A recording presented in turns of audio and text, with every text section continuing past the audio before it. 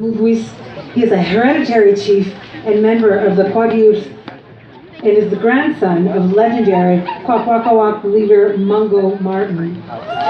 Chief Knox is also a carver, a fisherman, a fierce advocate for the land and for the people. I hope...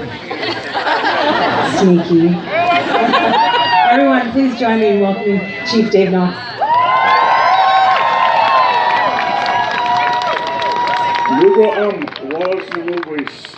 I got to acknowledge that we're on Coast Salish land, and I got to bring up the three nations on Vancouver Island. We got Coast Salish, we got the Nachano, you got the Kwakwaka'wakw. I'm from the Kwakwaka'wakw. From Comox to Smith's Inlet is Kwakwaka'wakw territory. There's 18 nations within the Kwakwaka'wakw. 2 tribes got inaugurated back in the early 60s, so where to start? There's so much I want to talk about, but I'm going to talk about why we're here, why this ancient old growth is so important to be who we are as this people of this land. Those roots are embedded into the valleys through hundreds and hundreds and hundreds of miles.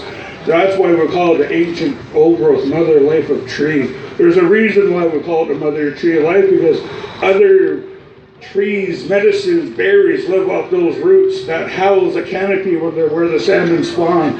When, in 1913, the Royal Commission, 1914, a hereditary chief from Fort Rupert implemented 1,000 meters on each side of the river for buffer zones.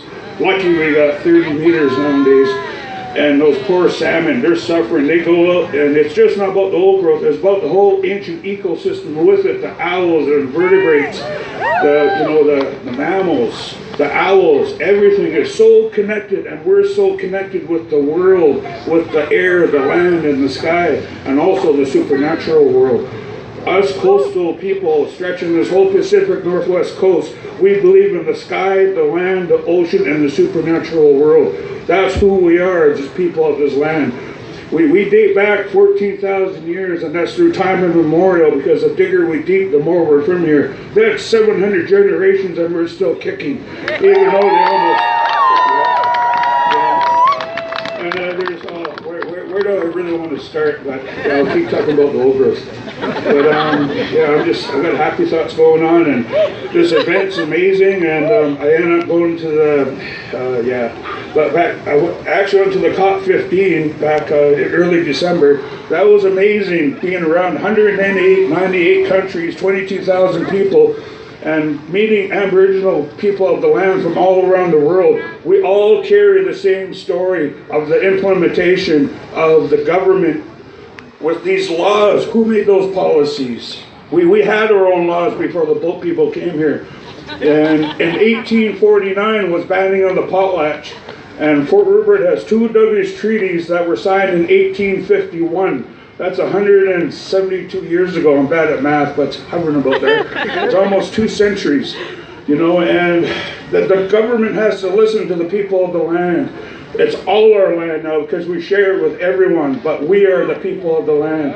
So let's find objectives to make it right for the future. People live in the moment. It's more than just a moment for us. We think about 7 generations ahead of time, and just not about the moment. So it's really time to gather and collect and to unite and to join hands, and let's all walk together to save what we have left on this poor Mother Earth that's so mad at us right now. Because if industry keeps us up, watching through the past histories through life, we're in for industrial collapse. That's devastation for all mankind, just not for the people of the land. It's for everyone that's going to be devastated. Because I'm going to bring up these factory draggers too, because I'm touching on everything right now. Because everything is so connected. DFO allows 7 factory draggers up in northern end of Vancouver Island. They're 350 feet, they pack 1 million pounds. I know this because I was on a trawler for 6 years, so I know the impact. I was a halibut fisherman for 25 years. So I got all kinds of great stories, and so I don't miss fishing. So back to the point, because what happened on the East Coast is happening on our coast right now. And I just went out this past springtime, and I've seen the devastation where it's harder to catch the fish. Like the top end of Vancouver Island should be shut down January till end of April. Let the cod spawn. Salmon produce every 4 years. Cod.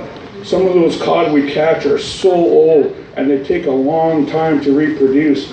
But yet DFO allows them in our territory to harvest. And now some of the stuff's getting sold for pet food. They're raping the juvenile kindergarten grounds that's sold to a plant in Port Hardy.